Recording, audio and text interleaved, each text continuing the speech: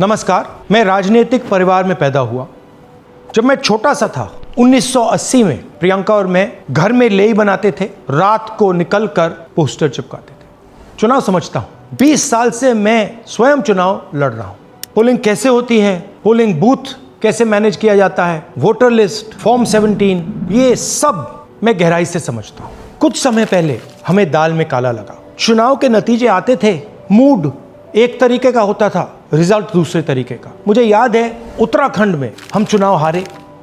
बाद में मैंने कैंडिडेट से पूछा कि जहां रोड शो हुआ था वहां जाके देखिए हमें कितने वोट मिले। हजारों लोग आए थे, पोलिंग बूथ में किसी ने वोट नहीं किया। यह असंभव था, यह हो ही नहीं सकता। उसके बाद छत्तीसगढ़ और मध्य प्रदेश के रिजल्ट, हमें लगा कुछ ना कुछ गलत हो रहा है। 2018 में मध्य प्रदेश में चुनाव होता है, हम जीतते हैं। हमारी सरकार चोरी हुई थी। 2023 में चुनाव होता है, मैंने अपने आंखों से भारत जोड़ो यात्रा में देखा, भयंकर एंटी इनकम्बेंसी, और हमें 65 सीट मिलते हैं। इम्पॉसिबल, हो ही नहीं सकता। और फिर महाराष्ट्र में पहली बार हमें सबूत मिला। विधानसभा और लोकसभा के बीच में जादू से नए वोटर आते हैं, और जहां भी इन नए वोटर्स ने वोट किया वहां वोट बीजेपी को गया। महाराष्ट्र चुनाव के बाद जब हमें डाउट हुआ, हमारे गठबंधन के सारे नेताओं ने प्रेस कॉन्फ्रेंस किए और हमने इलेक्शन कमीशन से कहा कि आप हमें वोटर लिस्ट दीजिए, वीडियो रिकॉर्डिंग दीजिए। इलेक्शन कमीशन ने मना किया। ना उन्होंने हमें वोटर लिस्ट दी और ना उन्होंने वीडियो रिकॉर्डिंग दी। डाउट हुआ, क्यों नहीं दे रहे, क्या कारण है? तो हमारे दिमाग में सवाल उठा, क्या इलेक्शन कमीशन बीजेपी की मदद कर रहा है? क्या इलेक्शन कमीशन ही इलेक्शन को चोरी करवा रहा है? इसके बाद हमने एक टीम सेटअप की और हमने उन्हें कहा कि आप जाइए, एक कंस्टिट्यूएंसी में जाके ढूंढिए, सच्चाई ढूंढिए, किस प्रकार से चीटिंग की जा रही है, किस प्रकार से यह काम किया जा रहा है और कौन कौन इस काम को कर रहे हैं। सबसे महत्वपूर्ण बात यह है कि इलेक्शन कमीशन डिजिटल डेटा नहीं देता है, फिजिकल डेटा देता है। मतलब लाखों कागज में वोटर लिस्ट दे देगा, मगर डिजिटल वोटर लिस्ट किसी को कभी नहीं देता है। क्यों नहीं देता? कारण क्या है? कारण है कि अगर डिजिटल डेटा मिल जाए तो इलेक्शन कमीशन की सच्चाई पूरे देश को पता लग जाएगी। हमने टीम को बताया, मैंडेट दी कि आप जाके चेक कीजिए, आप 5-7 सीटों पे पता लगाइए कि चीटिंग हुई, और अगर हुई तो कैसे हुई।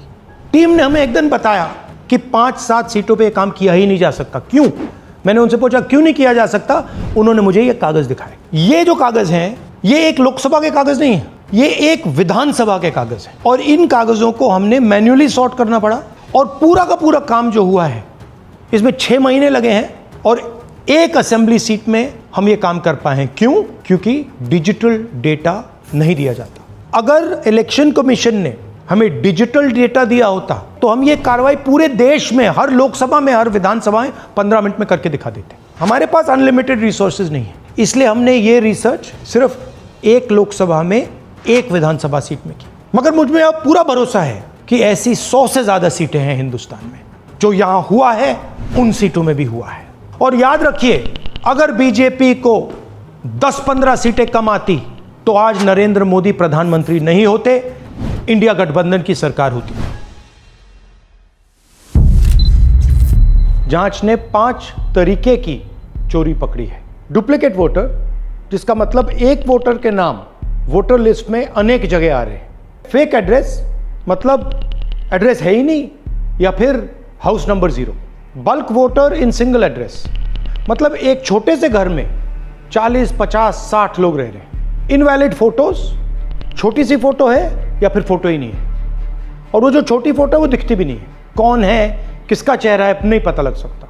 Misuse of form 6। Form 6 first time voters के लिए होती है, मतलब जिनकी एज 18-20 साल की हो, मगर वोटर लिस्ट में 90 साल के लोग फॉर्म 6 का प्रयोग कर रहे हैं। चुनाव में 6,50,000 वोटर थे, उसमें से 1 लाख चोरी के थे।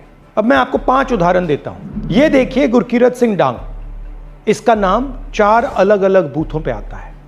ये कैसे हुआ और क्यों हुआ? एक और उदाहरण, विशाल सिंह, वाराणसी में वोटर लिस्ट में नाम है और बेंगलोर में 2 बार वोटर लिस्ट में नाम आता है।